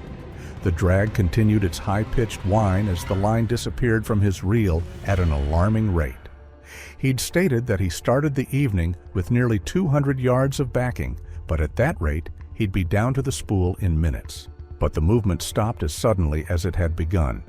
Mark found himself holding a rod, bent nearly double, the line taut as a guitar string, connected to something that had simply decided to stop moving. He tried to pump the rod, working to regain some line, but whatever he'd hooked remained absolutely motionless. It was like being connected to a submerged car. Then the movement resumed, but now it was different. Not the steady pull of before, but a series of short, powerful jerks that sent shockwaves up through the rod and into Mark's arms. Each jerk was followed by a brief pause, as if whatever was on the other end was testing different angles or approaches. The pattern was too regular, too methodical to be the random struggles of a hooked fish. Mark's lantern flickered as a gust of wind moved through the trees, casting dancing shadows across the water. In that brief moment of shifting light, he thought he saw something break the surface near the far bank. Not the silver flash of a fish, but something dark and substantial that disappeared before he could focus on it. The line went slack. Mark reeled frantically, expecting to find his hook straightened or his line broken. But as he retrieved the slack, he felt weight again. Not the dead weight of a snag, but something moving slowly through the water toward his position. The realization hit him like a physical blow. Whatever he'd hooked was swimming directly toward him. This was the moment when Mark's 15 years of fishing experience became irrelevant.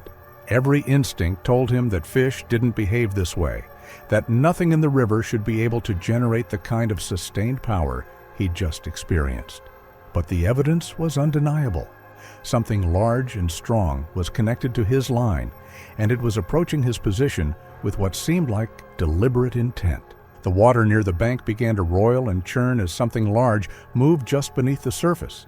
Mark could see the disturbance clearly in his lantern light, a V-shaped wake that suggested something swimming with purpose rather than struggling against a hook. The wake was too large, too organized, too directed to be anything he recognized. What could be strong enough to move like that? Mark's hands began to shake as he continued to reel, no longer trying to fight whatever was on his line, but simply responding to its approach.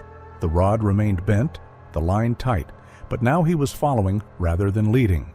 Whatever was down there had taken control of the situation, and Mark was beginning to understand that he was no longer fishing. He was being fished. The churning water moved closer to shore, and Mark caught his first clear glimpse of what he'd hooked. What he saw in that moment would shatter every assumption he'd ever made about the natural world. The hook was embedded in thick, matted fur, covering what was unmistakably a forearm. Not the sleek hide of a river otter or the coarse coat of a bear, but something that belonged to no animal Mark had ever encountered. The fur was dark, almost black in the lantern light, and hung in heavy, waterlogged clumps that dripped river water back into the current. Embedded throughout the matted coat were fragments of vegetation, pine needles, moss, small twigs, as if the creature had been moving through dense forest before entering the water. But it was the arm itself that made Mark's breath catch in his throat. The proportions were wrong for any known animal, too long and too heavily muscled, with a structure that suggested both immense strength and surprising dexterity. The forearm alone appeared to be nearly 3 feet in length, covered in that strange, thick fur that seemed to absorb rather than reflect the lantern's glow. Mark's fishing rod remained bent in a deep arc. The 80-pound braided line stretched taut between his reel and whatever was attached to his hook. The tension remained constant, as if the creature was simply allowing itself to be connected rather than fighting to escape. This passive acceptance was perhaps more unsettling than any struggle would have been. Why wasn't it pulling away? The water continued to churn as more of the creature became visible. Mark caught glimpses of a massive torso, broad shoulders that seemed to span an impossible width, and what appeared to be another arm moving beneath the surface. The scale was overwhelming.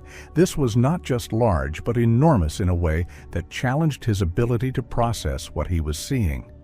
Then the eyes appeared. He said that 2 points of reflected light caught the lantern's beam and held it, staring directly at Mark from a distance of perhaps 30 feet. They were positioned too high above the water, too far apart, and too intelligent in their focus to belong to any animal he knew. Was it assessing him as prey or something else? Mark found himself frozen, rod still in his hands, staring back at those reflected eyes across the dark water. Every instinct screamed at him to run, but his body seemed incapable of movement. He said that the creature remained motionless as well, as if both man and beast were locked in a moment of mutual assessment that neither was prepared to break. The smell hit him then. He described a complex mixture of wet fur, river mud, and something else, something wild and organic that he couldn't identify. The odor was so strong and distinctive that Mark knew he would recognize it instantly if he ever encountered it again. The creature began to move toward shore with deliberate, powerful strokes that sent waves lapping against the rocky bank. Mark could see more of its form now, the massive head and shoulders, the incredible breadth of its chest, the way it moved through the water with an efficiency that spoke of both strength and familiarity with aquatic environments. This was not an animal that had accidentally fallen into the river, but one that was completely at home. Had he stumbled onto a creature evolved for both land and water? As it approached the shallows, the creature's full size became apparent. Even partially submerged, it was clear that this was something of extraordinary proportions. Easily 8 feet tall, possibly more, with a body mass that Mark estimated at well over 400 pounds. The way it moved suggested that every ounce of that weight was functional muscle, built for power and endurance rather than speed. The creature reached the shallows and began to rise from the water. Mark watched in fascination and terror as it revealed its full form, water cascading from its massive frame like a primordial emergence from some ancient world. The torso was barrel-shaped and incredibly broad, covered in the same dark matted fur that hung in heavy clumps. The arms were disproportionately long, reaching nearly to what would have been knee level on a human, with hands that appeared both massive and surprisingly articulated. But it was when the creature stood to its full height that Mark truly understood the magnitude of what he was witnessing. The thing towered above the riverbank, easily 9 feet tall, its head nearly lost in the shadows above the lantern's reach. The proportions were simultaneously human-like and utterly alien, familiar enough to be recognizable, strange enough to be terrifying. How could something so humanoid exist undiscovered? The creature examined the fishing line that connected them, following it with its eyes from Mark's rod to where the hook was embedded in its forearm. There was no sign of pain or distress, only what appeared to be curiosity about this unexpected connection. Then, with a movement so casual it seemed almost dismissive, the creature reached across with its free hand and grabbed the braided fishing line. Mark watched in disbelief as those massive fingers closed around the 80-pound test line, meant to hold the biggest fish in the Pacific Northwest, and snapped it as easily as breaking a twig. To put it in perspective, that line was designed to handle the pull of a full-grown grizzly bear's swipe if it were hooked on it. But this creature did it with one hand, without any effort. The sound was sharp and final, like a small whip cracking. Mark's rod straightened instantly, the sudden release nearly knocking him backward off his log. He stared at the loose line hanging from his rod tip, then back at the creature, which now studied the broken end with what seemed like casual curiosity. Later, it hit him. Nothing alive, he knew, could combine that kind of raw strength with such careful, deliberate control. The line hadn't frayed or stretched. It had simply been cut in one effortless motion. What kind of animal could do that? But in the moment, Mark was focused entirely on the creature itself, which had now turned its full attention to removing the hook from its arm. He watched as those enormous hands worked with surprising delicacy, grasping the hook's shank and working it free from the matted fur with careful, precise movements. There was a brief flinch, the first sign of discomfort the creature had shown, as the barbed point pulled free. but no sound of pain or distress. The creature examined the hook for a moment, turning it over in its palm as if studying this strange artifact from the human world. Then it looked directly at Mark, and in that moment of eye contact, Mark said he felt something that would haunt him for the rest of his life. The unmistakable sense that he was being evaluated by an intelligence that was both alien and familiar, primitive and sophisticated. The vocalization that followed was unlike anything Mark had ever heard. It began as a low rumble, so deep that he felt it as much as heard it, a vibration that seemed to resonate in his chest cavity and travel through his bones. The sound built gradually, taking on harmonic overtones that suggested a complex vocal apparatus capable of producing sounds far beyond the range of any known animal. The rumble evolved into something that was almost speech-like, a series of modulated tones that carried clear emotional content even though Mark could not understand their meaning. There was no aggression in the sound, no threat or challenge, but rather something that seemed almost conversational, as if the creature was attempting to communicate something important. Mark tried to speak, but only a stammered gasp escaped him.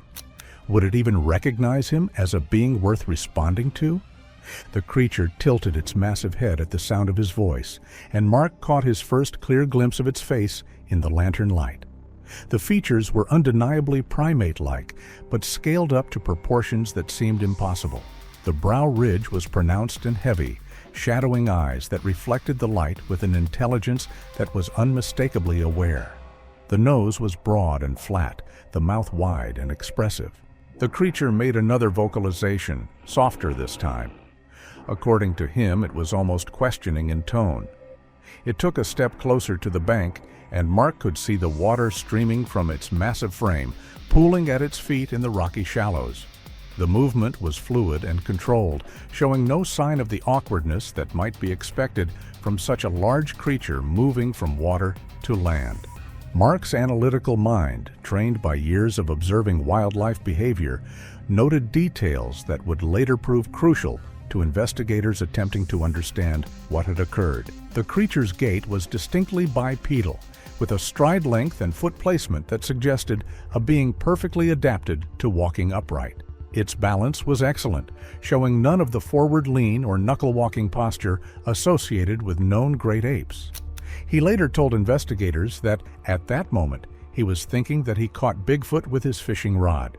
The creature reached down and picked up a smooth river stone, examining it briefly before setting it aside. The gesture was casual, almost absent-minded, but it demonstrated a level of manual dexterity that was remarkable for hands of such size. Mark could see that the fingers were long and articulated, with what appeared to be opposable thumbs. Was it planning something, or simply playing?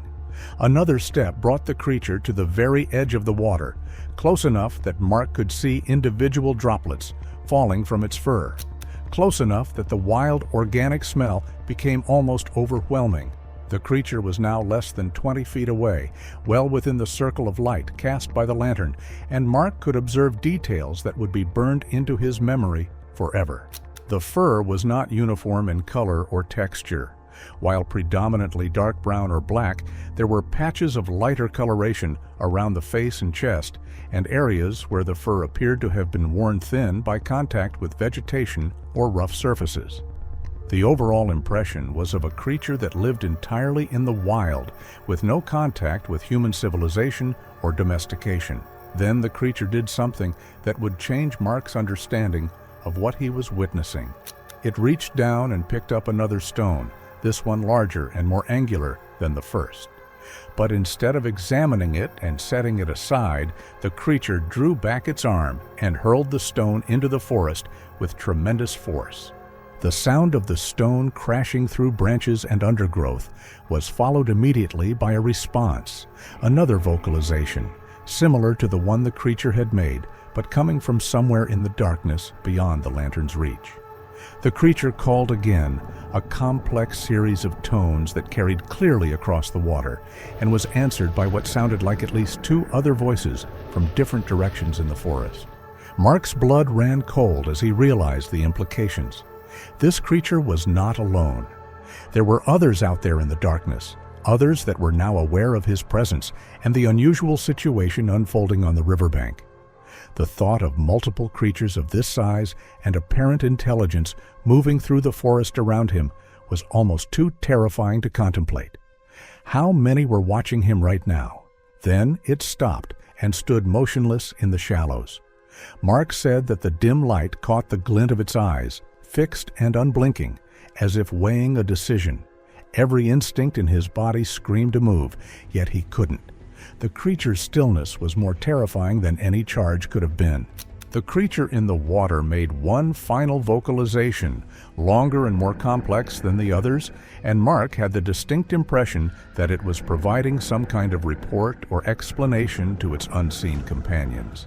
Then it looked directly at Mark one final time, and in that gaze, Mark said he saw something that would haunt him for the rest of his life. There was recognition there and evaluation, and what might have been a form of respect or acknowledgement. But he said that there was also something else, something that spoke of vast intelligence, of a being that understood far more about the world than Mark had ever imagined possible. The broken fishing line hung limply from his rod tip, one of the few physical evidences that the encounter had been real, rather than some elaborate hallucination. But Mark knew with absolute certainty that what he had experienced was genuine, that in front of him, from the depths of the whole river, this creature of impossible proportions had examined his hook, evaluated his presence, and chosen not to strike, but not to leave either. Little did he know, that night wasn't about to end in peace. The silence that followed the creature's continued presence was more unsettling than any sound could have been. His mind struggled to process what he had witnessed, cycling between rational explanations that fell apart under scrutiny and the impossible truth that something beyond current scientific understanding had just examined him with obvious intelligence. Then came a sound, soft, deliberate footfalls from the tree line behind him.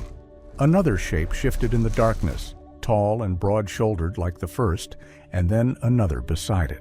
Their silhouettes were barely distinguishable, but unmistakably upright, their eyes catching faint glimmers of light. They weren't hiding anymore. He was reminded of his vulnerability. He was alone in the wilderness, miles from the nearest road, with only a small circle of light protecting him from whatever else might be moving through the darkness. The realization was no longer just a thought, it was visible. 3 of them now stood beyond the riverbank, unmoving, half shrouded in mist. One turned its head slowly, tracking his every movement. The air felt heavier, charged with something that wasn't quite a threat, but wasn't curiosity anymore, either. Those same deep vocalizations he had heard during the encounter were now coming from multiple directions, not just those 3. The sounds were not random or chaotic, but seemed to follow a pattern that suggested coordination and purpose. Mark had spent enough time in the wilderness to recognize the difference between animals moving naturally through their environment and the deliberate movement of creatures with specific intent.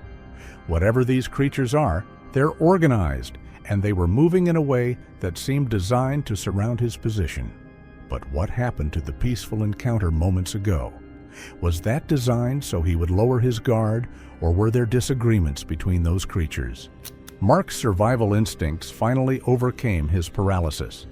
He began packing his gear with urgent efficiency, stuffing items into his tackle box and backpack without regard for organization. The lantern would have to stay lit until the last possible moment. The thought of being plunged into complete darkness while those things moved through the forest around him was unbearable. As he worked, Mark caught glimpses of movement in his peripheral vision. Large shapes shifting between trees just beyond the lantern's reach, always disappearing when he turned to look directly. The movements were too large and too coordinated to be bears or other known wildlife, and they seemed to be maintaining a consistent distance from his position, as if observing rather than approaching. The sound of breaking branches grew closer, and Mark realized that whatever was out there was no longer content to remain hidden. He could hear what sounded like deliberate tree breaking, not the random crack of dead wood falling, but the systematic snapping of living branches, as if something was clearing a path through the forest. The sounds came from at least 5 different directions, suggesting multiple creatures working in coordination. Could he outrun them, or was it already too late? Mark grabbed his lantern and held it high, trying to extend its circle of illumination as far as possible. In the wavering light, he caught his first clear glimpse of one of the creature's companions, a massive silhouette standing motionless between 2 large cedars, easily as large as the being he had encountered in the water. The figure was there for only a moment before melting back into the darkness, but it was long enough for Mark to confirm that he was dealing with aggressive creatures of extraordinary size and apparent intelligence. The realization that he was surrounded by unknown beings of such aggression triggered a primal fear response that overrode all rational thought. Mark abandoned any pretense of orderly packing and began stuffing essential items into his backpack with desperate haste. His truck was parked nearly a mile away along a winding forest trail, and the thought of making that journey through darkness while being stalked by creatures of unknown intent filled him with terror. Another sound froze him in place, a low, rhythmic thumping that seemed to come from the ground itself. Mark realized that one of the creatures was striking something against a tree trunk, producing a deep, resonant sound that carried clearly through the forest. The rhythm was complex and deliberate, unmistakably a form of communication rather than random noise. The thumping was answered by similar sounds from other directions, creating a network of acoustic signals that surrounded Mark's position. The pattern was too sophisticated to be coincidental. These creatures could also coordinate their movements through complex signaling. Mark slung his backpack over his shoulders and picked up his tackle box, leaving only the lantern and his broken fishing rod. Then the thumping stopped abruptly, replaced by a silence so complete that Mark could hear his own heartbeat. The sudden cessation of sound was more ominous to him than the communication had been, suggesting that whatever was out there had finished coordinating and was now ready to act. Mark knew that he could not afford to wait any longer. He kicked the lantern toward the water's edge, hoping that the sudden movement and change in lighting might create enough confusion to cover his escape. The lantern struck a rock and went out instantly. Mark heard a tremendous roar from somewhere behind him, a sound of such volume and fury that it seemed to shake the very ground beneath his feet. Mark ran blindly into the forest, crashing through undergrowth and stumbling over fallen logs in his desperate attempt to reach his truck. Behind him, he could hear the sounds of large bodies moving through the trees, accompanied by more of those deafening roars that spoke of rage and perhaps frustration. The creatures were no longer attempting stealth. They were pursuing him with obvious intent.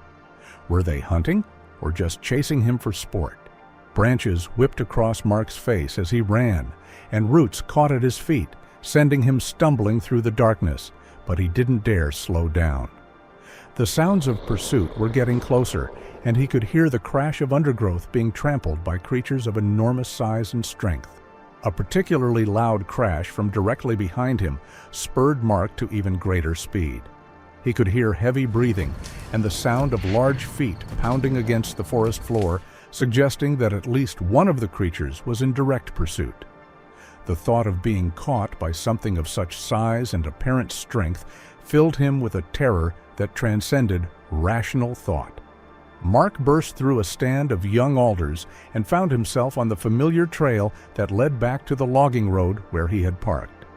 The packed earth felt solid and reassuring under his feet after the treacherous terrain of the forest floor, and he was able to increase his pace significantly.